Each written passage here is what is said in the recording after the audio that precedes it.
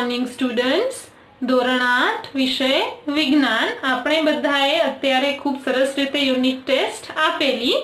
ગયા વિડીયોમાં આપણે પ્રકરણ 7 વનસ્પતિઓ અને પ્રાણીઓનું સંરક્ષણ અંગે કેટલીક ચર્ચા કરેલી. તેમાં આપણે વનનાબૂદી અને તેના કારણો, વનનાબૂદીના પરિણામો, વનનાબૂદીનો અર્થ, જૈવ આરક્ષિત વિસ્તાર અને સ્થાનિક જાતિઓ જેવા મુદ્દાની ચર્ચા કરેલી. આપણે વન્ય પ્રાણી અભયારણ્યનો પણ અભ્યાસ ગયા વિડીયોની અંદર કરી ગયેલા. આજે આપણે રાષ્ટ્રીય ઉદ્યાન એટલે કે નેશનલ પાર્ક વિશેની ચર્ચા કરવાની છે. તો આપણે જાણીએ છીએ કે પાઠની શરૂઆત કરી ત્યારે પહેલી અને બુજો છે એ એમના પ્રોફેસર અને જે વન વિસ્તારના જે સલાહકાર છે માધવજી, એમની સાથે પંચવટીના જે બધા વનો છે એની અંદર ફરવા માટે નીકળ્યા છે. તો પંચમઢીમાં ફરતા ફરતા જ્યારે બાળકો આગળ વધે છે ત્યારે રોડની સાઈડ પર એક બોર્ડ આવે છે જેના ઉપર લખેલું હોય છે સાતપુડા રાષ્ટ્રીય ઉદ્યાન. તો હવે રાષ્ટ્રીય ઉદ્યાન શું છે એ સમજાવતા બાળકો સાથેના જે સલાહકાર છે માધવજી એ જણાવે છે કે જે રાષ્ટ્રીય ઉદ્યાન છે વિશાળ આરક્ષિત ક્ષેત્ર છે.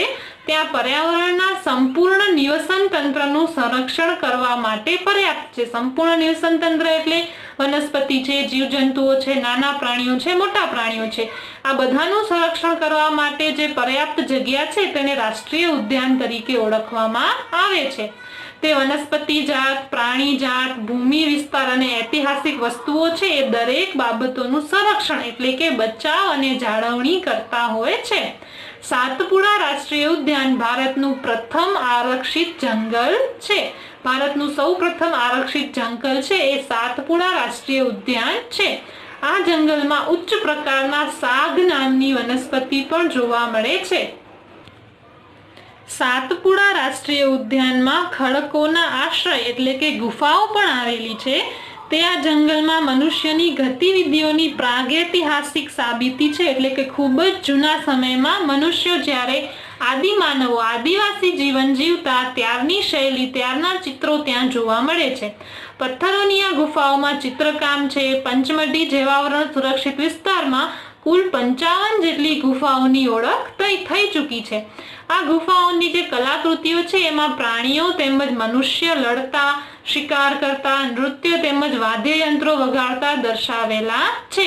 આજે પણ અનેક આદિવાસી જંગલમાં રહેતા જોવા મળે છે.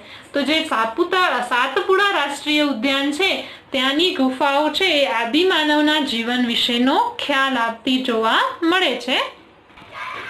બાળકો જેવા આગળ વધ્યા ત્યારે એમણે બીજું એક બોર્ડ જોયું. તેના પર લખેલું હતું સાતપુડા વાઘ આરક્ષિત વિસ્તાર. ત્યારે તેમના સલાહકાર જે માધવજી છે એમને જણાવે છે કે આપણી સરકાર છે એ વાઘના સંરક્ષણ એટલે કે વાઘના બચાવ માટે પ્રોજેક્ટ ટાઈગર અમલમાં મૂકેલ છે. આ પ્રોજેક્ટનો ઉદ્દેશ છે કે આપણા દેશમાં વાઘના જીવન અને વાઘની વસ્તીની જાળવણી કરવી.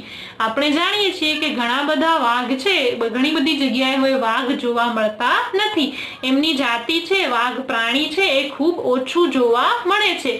તો વાઘની વસ્તી છે, એમનું જીવન છે એ બચાવી શકાય એના માટે આપણી સરકારે પ્રોજેક્ટ ટાઈગર અમલમાં મૂક્યું છે.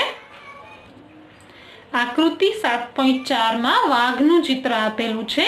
તો વાઘ એ એવી જાતિઓમાંની એક છે કે જે ધીરે ધીરે જંગલોમાંથી નાશ પામી રહી છે. એટલે કે એમની સંખ્યા ઘટવા લાગી છે. પરંતુ સાતપુડા આરક્ષિત ક્ષેત્રમાં વાઘોની સંખ્યામાં વધારો થતો જોવા મળ્યો છે. એનું કારણ શું છે કે વાઘનું સંરક્ષણ ત્યાં થયું છે. વાઘના જીવનને ત્યાં બચાવવામાં આવ્યો છે. તે સંરક્ષણનું આગવું ઉદાહરણ છે. કોઈક સમયે સિંહ, હાથી, જંગલી ભેંસ, સાબર પણ સાતપુડા રાષ્ટ્રીય ઉદ્યાનમાં જોવા મળતા હોય છે. એવા પ્રાણીઓ કે જેની સંખ્યા એક નિર્ધારિત સીમાથી ઓછી થઈ જાય છે અને તે લુપ્ત થઈ શકે છે એટલે કે તેમની જાતિ સંપૂર્ણપણે પૃથ્વી પરથી ગાયબ થઈ શકે છે તેવા પ્રાણીઓને નાશપ્રાય જાતિ તરીકે ઓળખવામાં આવે છે. એવા પ્રાણીઓ કે જેમની સંખ્યા છે એ ચોક્કસ સીમા કરતા ઓછી થઈ જાય એટલે કે પૃથ્વી પરથી તેમની સંખ્યા વધારે માત્રામાં ઘટી જાય એવી જાતિને નાશપ્રાય જાતિ તરીકે ઓળખવામાં આવે છે. અહીંયા આકૃતિ 7.5 ની અંદર જંગલી ભેંસનું ચિત્ર આપેલ છે અને આકૃતિ 7.6 માં સાબરનું ચિત્ર પણ દર્શાવેલ છે. આવા સમયે બુજોને યાદ આવ્યું કે ડાયનોસોર નામના પ્રાણીઓ છે એ પણ લાખો વર્ષો પહેલા લુપ્ત થઈ ગયા છે, કારણ કે હવે પૃથ્વી ઉપર ક્યાંય ડાયનોસોર જોવા મળતા નથી. કેટલાક સજીવોના કુદરતી નિવાસમાં ખલેલ ઊભી થાય, એટલે કે એ જ્યાં રહેતા હોય એમનું જે નિવાસ સ્થાન હોય કુદરતી રીતે, ત્યાં કોઈ મુશ્કેલી ઊભી થાય, અડચણ આવે, તેના કારણે તેમના અસ્તિત્વ એટલે કે તેમના જીવન ઉપર ખતરો ઊભો થાય છે. પરિણામે એમ બધા એક એક કરીને મૃત્યુ પામવા લાગે છે અને કોઈ જાતિ છે એ સમગ્રપણે પૃથ્વી ઉપરથી લુપ્ત થઈ જાય છે. હવે જે સલાહકાર માધવજી છે એ પહેલીને જણાવે છે કે નાના પ્રાણીઓને મોટા પ્રાણીઓ કરતા લુપ્ત થવાનો ભય ઘણો વધારે હોય છે. અત્યારે આપણે વાઘની વાત કરી, પણ નાના પ્રાણીઓ પર છે કે જે લુપ્ત થઈ જવાનો ભય આપણને રહેલો છે. ક્યારેક આપણે સાપ, દેડકા, ગરોળી, ચામાચીડિયા અને ઘુવડ છે એવા પ્રાણીઓને નિર્દયતાથી મારી નાખીએ છીએ અને નિવસન તંત્રમાં તેમના મહત્વ વિશે પણ કશો વિચાર કરતા નથી. તેઓને મારીને આપણે આપણી જાતને નુકસાન પહોંચાડીએ છીએ. આપણે છે ધોરણ 7 માં પણ ભણ્યા છીએ કે કદમાં નાના પ્રાણીઓ છે એ પણ નિવસન તંત્રમાં પોતાનું યોગદાન ભારે પ્રમાણમાં આપે છે. તે આહાર જાળ અને આહાર શૃંખલાનો એક ભાગ છે. આ વાત ભૂલી જઈને જ્યારે આપણે નાના પ્રાણીઓને નુકસાન કરીએ છીએ તો ક્યાંક ને ક્યાંક આપણે આપણને પણ નુકસાન કરતા હોઈએ છીએ. કોઈ પણ વિસ્તારની બધી વનસ્પતિઓ, પ્રાણીઓ તેમજ સૂક્ષ્મ જીવો અને અજૈવ ઘટકો જેવા કે પાણી છે, જમીન છે, હવા છે, એ વાતાવરણ, ભૂમિ, નદીના મુખ ત્રિકોણ પ્રદેશ, આ બધું જ ભેગું થઈને સંયુક્ત સ્વરૂપે નિવસન તંત્રનું નિર્માણ કરે છે. તો નિવસન તંત્રમાં કોનો કોનો સમાવેશ થાય છે? કોઈ પણ પ્રદેશની વનસ્પતિ છે, પ્રાણી છે, સૂક્ષ્મ જીવો છે, વાતાવરણ છે, ભૂમિ એટલે કે જમીન છે, નદી છે, તેના મુખ ત્રિકોણ પ્રદેશો છે, આ બધા એકઠા થઈને નિવસન તંત્રનું નિર્માણ કરતા જોવા મળે છે. આટલું સમજ્યા પછી બુજો છે એને પ્રશ્ન થાય છે કે જે નાશપ્રાય જાતિઓ છે જે એક એક કરીને લુપ્ત થઈ રહી છે એનો રેકોર્ડ કોઈ લખતું હશે? કોઈને ખબર હશે? તો હા, રેડ ડેટા બુક નામનું એક પુસ્તક છે. પ્રોફેસર અહેમદ છે એ બાળકોને રેડ ડેટા બુક વિશે સમજાવે છે કે રેડ ડેટા બુક એક એવું પુસ્તક છે જેમાં બધી જ નાશપ્રાય જાતિઓનો રેકોર્ડ રાખવામાં આવે છે.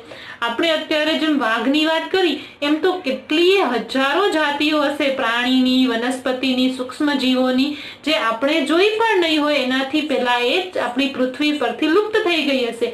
તો એ બધી જાતિઓ છે વનસ્પતિની, પ્રાણીની, એ અલગ અલગ રેડ ડેટા બુકની અંદર લખેલી હોય છે કે કઈ કઈ જાતિઓ છે એ પૃથ્વી પર અસ્તિત્વ ધરાવતી હતી અને કયા સમયથી તે લુપ્ત થઈ ગઈ છે, એટલે કે પૃથ્વી પર જોવા મળતી નથી. આ રેડ ડેટા બુક વિશે આપણને વધારે જાણકારી જોઈતી હોય તો આપણને અહીંયા સાઇટ પણ આપેલી છે. ત્યાર પછીનો મુદ્દો છે સ્થળાંતર. તો માધવજીના સાથે ફરતા ફરતા જ્યારે પહેલી અને બુજોનું જૂથ છે એ ગાઢ જંગલની અંદર પ્રવેશ્યું ત્યાં તવાસ નામનું સરોવર જોવા મળ્યું. આ તવા સરોવરની નજીકમાં જ્યારે બધા બાળકો આરામ કરતા હતા ત્યારે પહેલીએ જોયું કે નદીની નજીક છે કેટલાક પક્ષીઓ બેઠા છે. ત્યારે માધવજી પહેલીને સમજાવે છે કે સ્થળાંતર કરનારા પક્ષીઓ છે. આ પક્ષી છે એ દુનિયાના અન્ય વિસ્તારમાંથી એટલે કે અલગ અલગ દેશમાંથી, અલગ અલગ ખંડમાંથી ઉડીને અહીંયા આવેલા છે. વાતાવરણીય બદલાવના કારણે સ્થળાંતર કરનારા પક્ષીઓ એટલે કે પ્રવાસી પક્ષીઓ છે એ પ્રત્યેક વર્ષે દૂર દૂરના વિસ્તારોમાંથી એક ચોક્કસ સમયે ઉડીને અહીંયા આવતા હોય છે. આપણે જાણીએ છીએ કે આપણે અહીંયા જેમ ઋતુનો બદલાવ થાય છે એમ બધા દેશોમાં ઋતુઓ બદલાય છે.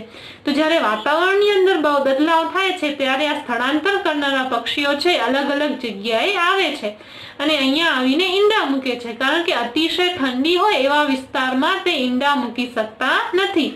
આવા પક્ષીઓ ઉડીને દૂરના અંતરની લાંબી યાત્રા કરે છે, એટલે કે હજારો કિલોમીટર ઉડીને અહીંયા આવે છે અને આ બધા પક્ષીઓને સ્થળાંતરિત પક્ષીઓ અથવા તો પ્રવાસી પક્ષીઓ કહેવામાં આવે છે, જેનો અભ્યાસ છે આપણે બધાએ પણ ધોરણ 7 ની અંદર કરેલો છે.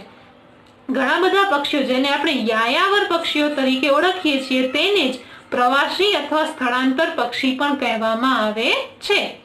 પછીનો મુદ્દો છે કાગળનું recycling of paper. Professor Ahmed છે એ બાળકોનું ધ્યાન છે એ વનનાબૂદીના એક નવા કારણ તરફ ખેંચે છે અને તેમને સમજાવે છે કે 1 ટન કાગળ બનાવવા માટે આ પૂરેપૂરા વિકાસ પામેલા 17 વૃક્ષોને કાપવામાં આવે છે. આથી આપણને કાગળની બચત કરવી જોઈએ. ઉપયોગ માટે કાગળને 5 થી 7 વખત રિસાયકલ કરી શકાય છે. આપણે એક વખત ઉપયોગમાં લીધેલું કાગળ છે એને વધારે 5 થી 7 વખત રિસાયકલ કરીને આપણે ઉપયોગ કરી શકીએ છીએ. જો કોઈ પણ વિદ્યાર્થી એક દિવસમાં માત્ર એક જ કાગળની બચત કરે તો આપણે એક વર્ષમાં ઘણા બધા વૃક્ષોને બચાવી શકીએ છીએ.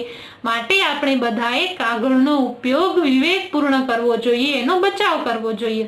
તેનો પુનઃ ઉપયોગ તેમજ રીસાયકલ એટલે કે એ જ કાગળમાંથી નવું કાગળ બનાવવું જોઈએ. તેની મદદથી આપણે માત્ર વૃક્ષોને જ બચાવીશું એવું નથી, પરંતુ કાગળ ઉત્પાદનમાં ઉપયોગમાં લેવાતું પાણી છે કે જે ઉર્જા એટલે કે વિદ્યુત છે, શક્તિ છે, એની સાથે સાથે હાનિકારક રસાયણો છે એનો પણ ઉપયોગ ઘટી જશે. પરિણામે આપણા વાતાવરણને આપણે બચાવી શકીશું. હવે પછીનો મુદ્દો છે પુનઃ વનીકરણ એટલે કે રિફોરેસ્ટેશન.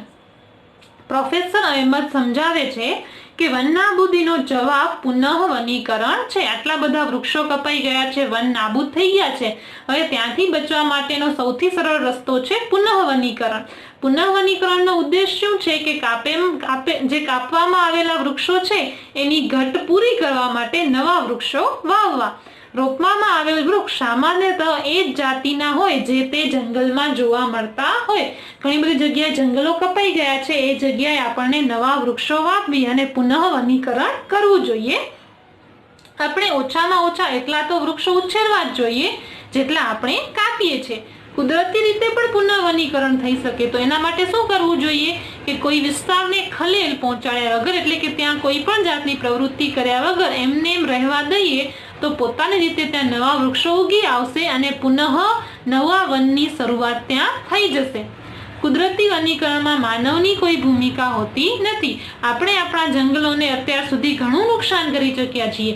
જો આપણે આપણી આવનારી નવી પેઢી છે એમને હરિયાળી સંપત્તિ આપવી હોય તો વધારેમાં વધારે વૃક્ષારોપણ કરવું જોઈએ. પ્રોફેસર અહેમદ સમજાવે છે કે ભારતમાં વન સંરક્ષણ અધિનિયમ પણ છે, એટલે કે વન જંગલને બચાવવા માટે કાયદો પણ છે. આ અધિનિયમનો હેતુ પ્રાકૃતિક વનોની જાળવણી અને સંરક્ષણ કરવાનો છે. જે કુદરતી વનો અત્યારે ઊભા છે એનો જાળવણી કરવી અને તેને બચાવવા એ વન સંરક્ષણ અધિનિયમનો ઉદ્દેશ છે. સાથે સાથે એવો ઉપાય પણ કરવાનો છે જેનાથી જંગલોમાં અને તેની નજીક રહેવાવાળા લોકોની આધારભૂત જરૂરિયાતોની પૂર્તતા થઈ શકે. જંગલમાં રહેતા જે આદિવાસીઓ છે કે તેની આસપાસમાં રહેતા લોકો છે એમને પણ જરૂરી વસ્તુઓ છે એ મળી રહે તે પણ વન સંરક્ષણ અધિનિયમનો ઉદ્દેશ છે. થોડોક સમય આરામ કર્યા બાદ માધવજી અને બાળકો પાછા ફર્યા, કારણ કે સૂર્યાસ્તથી પહેલા જંગલમાં થી પાછા ફરી જવું જોઈએ. પાછા ફર્યા બાદ પ્રોફેસર અહેમદ તેમજ બાળકો છે એમણે એમની સાથે સલાહકાર તરીકે આવેલા માધવજીનો આભાર માન્યો અને બધા ઘરે પાછા ફર્યા. તો આ છે આપણે આ પાઠની અંદર વન નાબૂદી, પુનઃ વનીકરણ, કાગળનું રિસાયકલિંગ, સ્થળાંતર, રેડ ડેટા બુક જેવા અનેક મુદ્દાઓનો અભ્યાસ કર્યો અને વનસ્પતિ અને પ્રાણી સૃષ્ટિ આપણા માટે કેવી રીતે જરૂરી છે, એમને કેમ બચાવવી જોઈએ અને શા માટે બચાવવી જોઈએ એ બધું સમજ્યા. અહીંયા આપણું પ્રકરણ 7 છે વનસ્પતિઓ તેમજ પ્રાણીઓનું સંરક્ષણ એ પૂરું થાય છે. આવતા વિડીયોથી આપણે એક નવા પાઠની શરૂઆત કરીશું. Thank you.